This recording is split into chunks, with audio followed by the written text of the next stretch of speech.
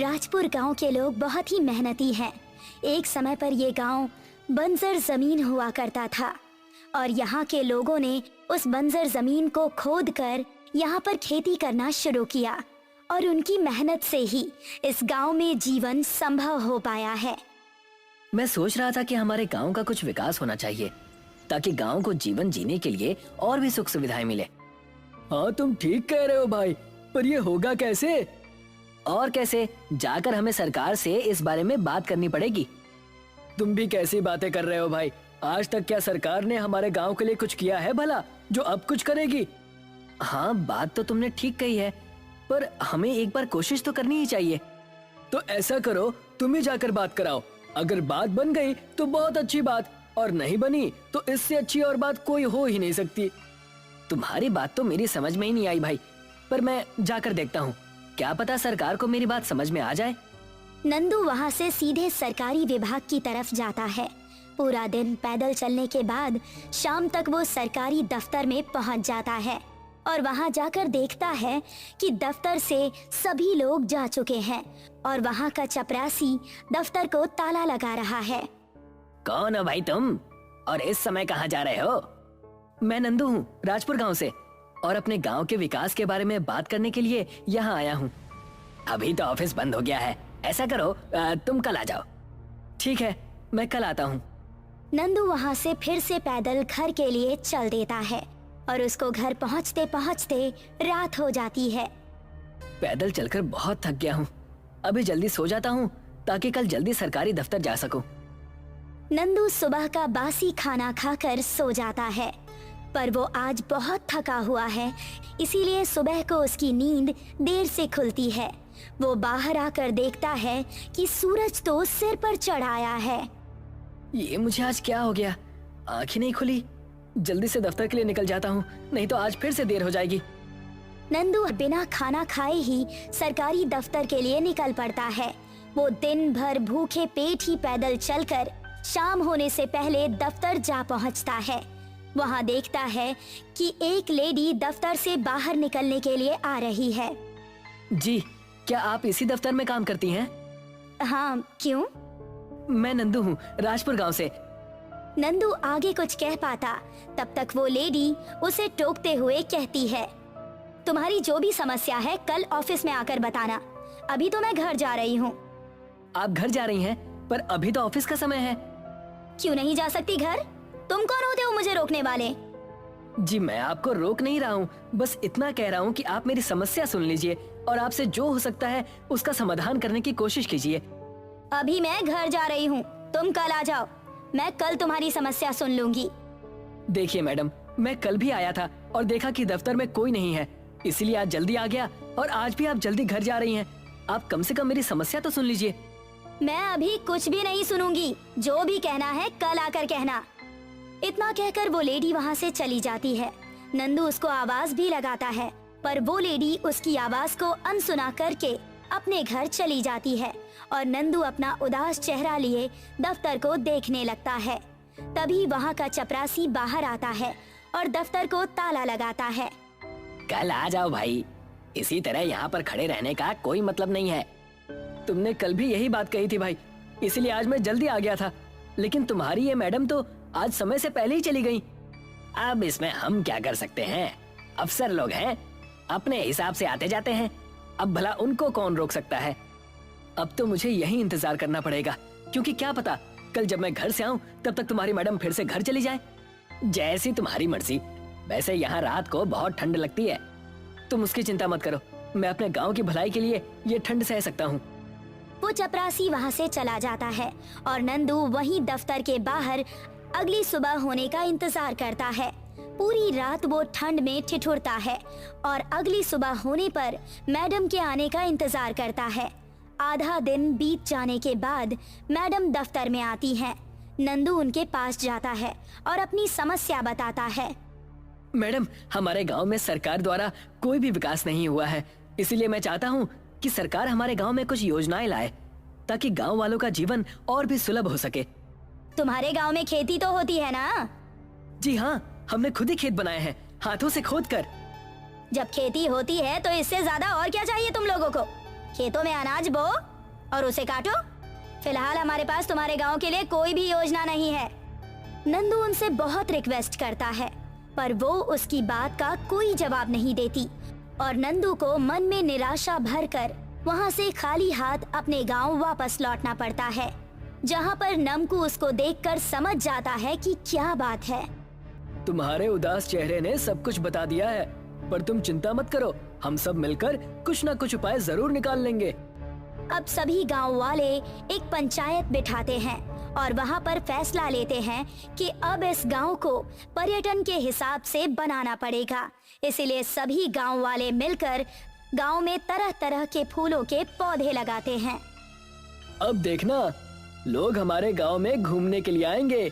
चारों तरफ पहाड़ हैं और झरने हैं, साथ ही फूल लगाकर हमने अपने गांव की सुंदरता को और भी बढ़ा दिया है। कुछ दिनों में वहाँ कुछ अंग्रेज घूमने के लिए आते हैं और उनको गांव बहुत पसंद आता है। शाम को घूमने के बाद वो गांव वालों से चाय और नमकीन मांगते हैं। बेटा, चाय तो हम लोग हर दिन पीते हैं, पर ये नमकीन आज तक नहीं पी। अरे आंटी, ये नमकीन पीने के लिए नहीं, खाने के लिए होती है। इसको चाय के साथ खाते हैं। खाते होंगे बेटा तुम्हारे देश में, हमारे यहाँ तो सिर्फ चाय ही पी जाती है। नहीं आंटी, नमकीन सिर्फ हमारे देश में ही नहीं बल्कि भारत में भी खाई जाती है। मुझे तो नहीं पता बेटी, मैं तो आज पहली बार तुम्हारे मुंह से सुन रही हूँ। आंटी, हम लोगों को चाय के साथ नमकीन खाने की आदत है, बिना नमकीन के हम लोग चाय नहीं पीते हैं। तुम कह रही हो तो सच ही होगा, पर बेटा मेरे पास नमकीन तो नहीं है। ठीक है आंटी, आपने बड़े प्यार से चाय बनाई है, इसलिए हम सभी इस बार बिना नमकीन के ही चाय पी लेते हैं, पर अगली बार से आप चाय के साथ नमकीन भी दीजिएगा, नहीं तो कोई भी आपकी चाय नहीं पिएगा। ठीक है बेटा, मैं किसी को शहर भेजकर नमकीन मंगवा लूंगी। सभी अंग्रेज बिना नमकीन के ही चाय पी रहे थे।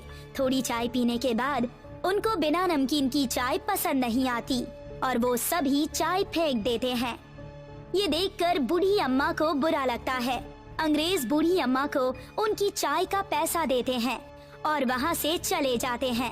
तब अम्मा नमकू को आवाज लगाती है, नमकू, अरे बेटा नमकू, जल्दी यहाँ आ जा। बूढ़ी अम्मा के बुलाने पर नमकू अम्मा के पास आता है। अम्मा बताओ, कैसी चल रही है आपकी चाय की दुकान? दुकान तो ठीक चल रही है बेटा, पर ये अंग्रेज लोग कहते हैं कि उनको चाय के साथ नमकीन भी चाहिए खाने के लिए, नहीं तो वो चाय भी नहीं पिएंगे। अब तू ही बता, मैं कहाँ से लाऊंगी नमकीन? नमकीन तो अम्मा बाजार में मिलेगी, पर वो बहुत महंगी है। ठीक है बेटा, ये ले, कुछ पैसे जमा किए हैं मैंने, तू बाजार से नमकीन लेकर आ जा। नमकू अम्मा से पैसे लेता है और बाजार के लिए निकल पड़ता है। दिन भर पैदल चलने के बाद नमकू शाम तक बाजार पहुंचता है और उसको वापस आते आते रात हो जाती है। वो बाजार से आधी रात में नमकीन लेकर घर आता है। रात बहुत हो गई है, अम्मा सो गई होंगी। कल सुबह जाकर ये नमकीन अम्मा को दे आऊंगा।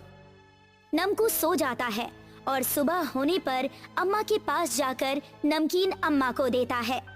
ये लो अम्मा, तुम्हारी नमकीन।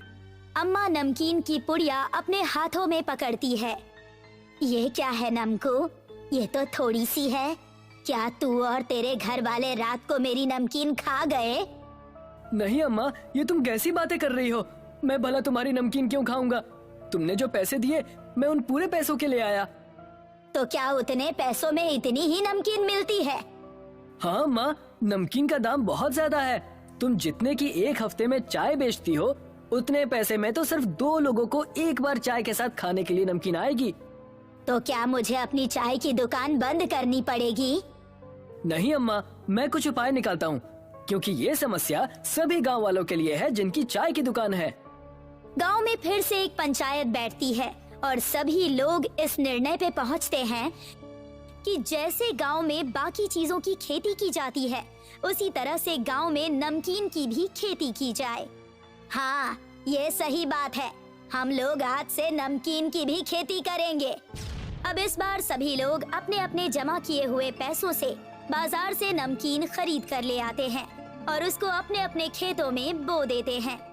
पर उनके खेतों में नमकीन नहीं उगती। ये देखकर सभी लोग बहुत निराश हो जाते हैं। तुम लोग निराश क्यों हो रहे हो? भूल गए जब इस गांव में कुछ भी नहीं था, तब हम लोगों ने अपने हाथों से खोद कर यहाँ खेत बनाए थे और एक एक खेत को बनाने में हमको महीनों लग जाते थे। नहीं अम्मा, हम लोग कुछ नहीं भूले हैं। और जब खेतों में नमकीन उग ही नहीं रहे हैं तो हम इसमें क्या कर सकते हैं? ठीक है, मैं इस समस्या के समाधान के लिए गुरुजी के पास जाऊंगी। मैं एक गुरुजी को जानती हूँ, वो अवश्य ही हमारी मदद करेंगे। अम्मा वहाँ से सीधे गुरुजी के पास जाती है, जो कि पहाड़ के ऊपर एक गुफा में साधना कर रहे थे। अम्मा उनको अपनी समस्या बताती हैं, जिस पर गुरुजी उनको एक उपाय बताते हैं और अम्मा उस उपाय को लेकर गांव में आ जाती है। गुरुजी ने एक कलश के बारे में बताया है, जो कि एक गांव से दूर जंगल में एक बड़े झरने के नीचे रखा हुआ है। उस झरने से अगर हम लोग वो कलश ले आए तो हम नमकीन की खेती कर सकते हैं। पर अम्मा, उस कलश का नमकीन की खेती करने से क्या मतलब? उस कलश में अरब सागर का नमकीन पानी भरा हुआ है।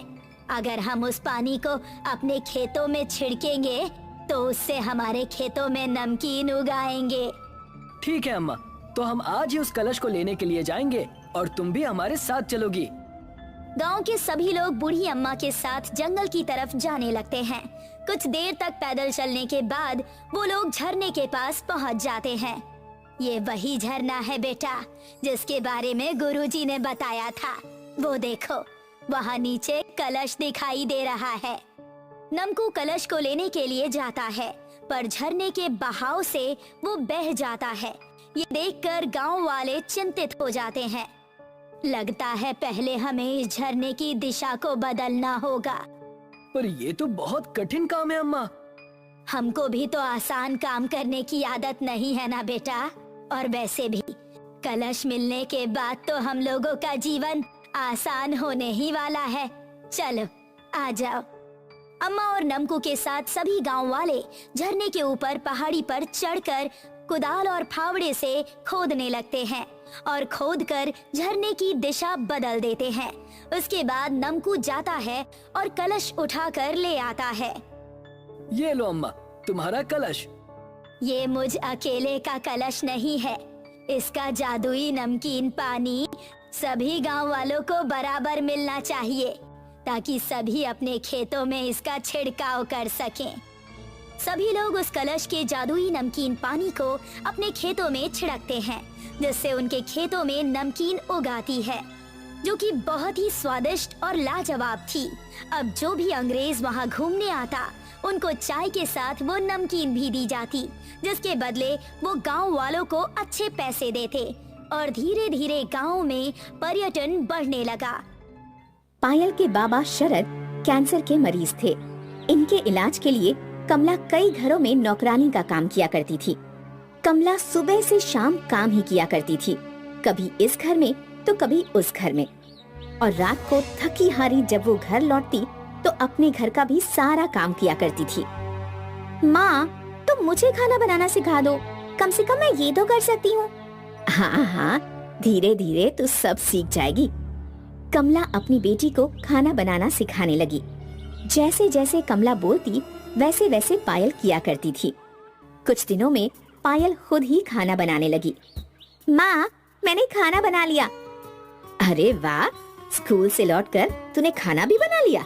हाँ माँ, होमवर्क भी हो गया और खाना भी बन गया। बहुत अच्छे। पायल ने अपने माँ पापा को खाना खिलाया। इस दिन पूरा परिवार खुश था। थोड़ी खुशी आई ही थी इनकी किस्मत में कि दुखों ने दस्तक दे दी। पायल के बाबा नहीं रहे। अब पायल की माँ और पायल अकेले पड़ गए थे। अब तक वो अपने बाबा की बीमारी ठीक करने के ख्याल से काम किया करते थे। अब बस तू ही मेरा परिवार है। मैं तेरी जिंदगी बेहतर कर सकूं, बस यही एक इच्छा है मेरी। कुछ समय बाद दोनों इस दुख से उबर गए। कमला फिर से काम पर जाने लगी। पायल स्कूल से लौटती और फिर स्कूल के बाद घर आकर सारा काम संभाल लेती। एक दिन की बात है, कमला थकी हारी घर लौटी। हाँ, आज तो बहुत काम करना पड़ गया। हे राम, मेरी तो कमर ही टूट गई। माँ, क्या जिंदगी भर हम लोग ऐसे ही रहेंगे? क्या क्या जिंदगी भर तुम काम वाली का ही काम करोगी? नहीं पायल, जब तू बड़ी हो जाएगी, अच्छा जॉब करेगी, तब मुझे काम वाली का काम करने की क्या जरूरत है? नहीं माँ, मैं चाहती हूँ कि हम कुछ ऐसा करें जिससे हमारी परिस्थिति बदल जाए। पर हम लोग क्या कर सकते हैं? तुम तो छोटी बच्ची हो और मैं अनपढ़। माँ, हम दोनों कितना अच्छा फरसान बनाते हैं ना? क्यों ना हम फरसान बनाकर बेचें? ये इतना आसान नहीं है पायल। हमें फरसान बनाने के लिए मशीन की जरूरत होगी, और वो बड़ी मशीन बहुत महंगी होती है। क्या हम सेकेंड हैंड मशीन नहीं ले सकते हैं? सेकेंड हैंड मशीन के लिए भी हमें पैसे लगेंगे ना। तो ठीक है माँ, अब हम पैसे बचाएंगे और जल्दी ही नमकीन बनाने की मशीन खरीदेंगे। कमला हर महीने कुछ न कुछ पैसे गुल्लक में इकट्ठे करने लगी। कुछ महीनों बाद काफी सारे पैसे जमा हो गए। पायल ने गुल्लक से सारे पैसे निकाल लिए। माँ, अब हमारे पास 8,000 रुपए हैं। मुझे लगता है इतने में सेकेंड हैंड नमकीन की मशीन तो आ ही जाएगी। हाँ, शायद। कल जाकर देखते हैं। अगले दिन पायल और कमला मार्केट पहुँचे और पुराने मशीन्स की दुकान ढूंढने लगे। वो लोग काफी देर तक ढूंढते रहे, पर उन्हें कोई दुकान नहीं मिली। पायल, मुझे लगता है ऐसी कोई दुकान यहाँ है ही नहीं। थोड़ा और ढूंढते हैं ना माँ, मुझे यकीन है हमें नमकीन बनाने की मशीन जरूर मिलेगी। ठीक है। कमला और पायल यहाँ वहाँ देख रहे थे कि अचानक उनके सामने एक पुरानी मशीन की दुकान आ गई। अभी अभी तो ये दुकान यहाँ नहीं थी, अचानक यहाँ कहाँ से आ गई? माँ, शायद हमने देखी ही नहीं होगी। जो भी हो, चलो ना अंदर चलते हैं। भैया, क्या आपके पास पुरानी नमकीन बनाने की मशीन है? हाँ है ना, आपको जो भी चाहिए हमारे पास मिलेगा। पर भाई, हमारे पास पैसे कम हैं। पैसों की चिंता ना कीजिए बहन जी, आपके पास जितने पैसे होंगे हम उतने पैसों में आपको मशीन दे देंगे। आइए अंदर आइए। दुकानदार ने उन्हें एक बड़ी सी मशीन दिखाई। ये देखिए। ये तो बहुत महंगी लग रही है। बिल्कुल नहीं, आपके पास कितने पैसे हैं? 8,000 रुपए। तो बस ये मशीन आपकी हुई। सच्ची? बिल्कुल। कमला और पायल मशीन लेकर घर आए और नमकीन बनाना शुरू कर दिया। कुछ घंटों तक वो दोनों मेहनत करते रहे। अब सो जा पायल, तुम्हें कल स्कूल भी जाना है ना, बाकी कल करते हैं। ठीक है माँ। कमला और पायल दोनों सो गए और अचानक आधी रात को वो मशीन अपने आप चलने लगी। उस मशीन ने बहुत सारे अलग अलग फरसान के पैकेट्स बना दिए।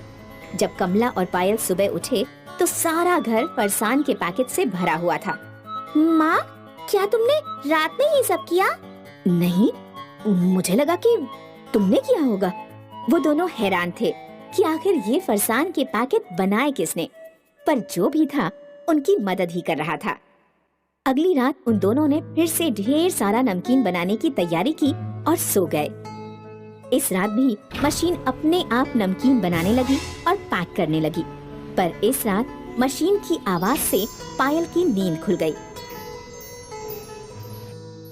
पापा! पायल देखकर चौंक गई कि उसके बाबा की आत्मा नमकीन बना रही थी। कमला भी उठ गई। कमला और पायल दोनों की आंखों में आंसू थे। तो वो आप थे जो हमारी मदद कर रहे थे।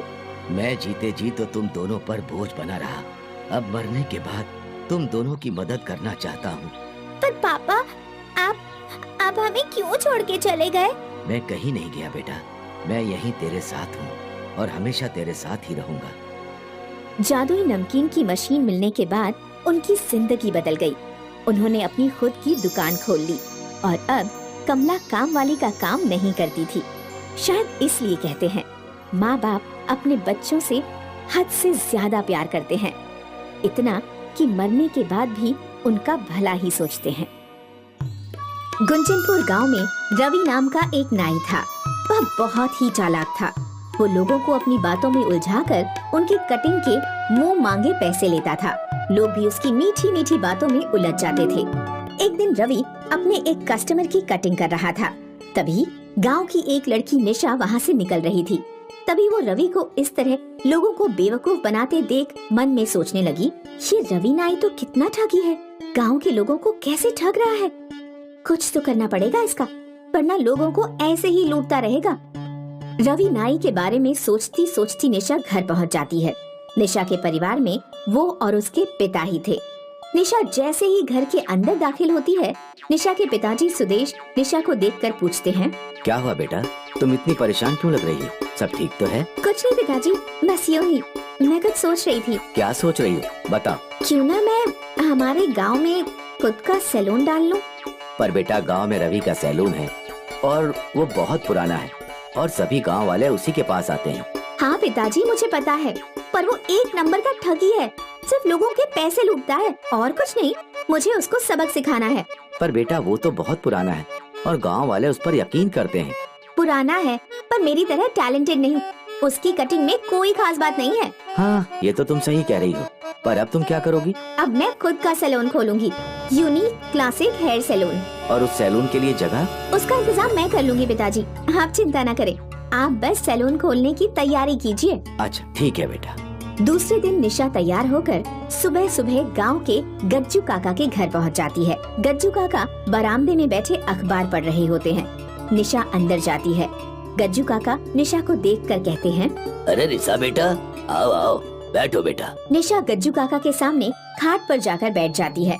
गज्जू काका निशा की ओर देखकर कहते हैं, बेटा आज हमारे घर कैसे आना हुआ, कोई परेशानी तो नहीं? नहीं नहीं काका, ऐसा कुछ नहीं है काका, बस थोड़ा काम था आपसे। बोलो बेटा। काका मुझे आपकी बाजार के बीच वाली दुकान किराए पर चाहिए थी। अरे बेटा किराए की क्या बात, दुकान तुम्हारी ही है, पर ऐसे अचानक कुछ नया शुरू कर रही हो?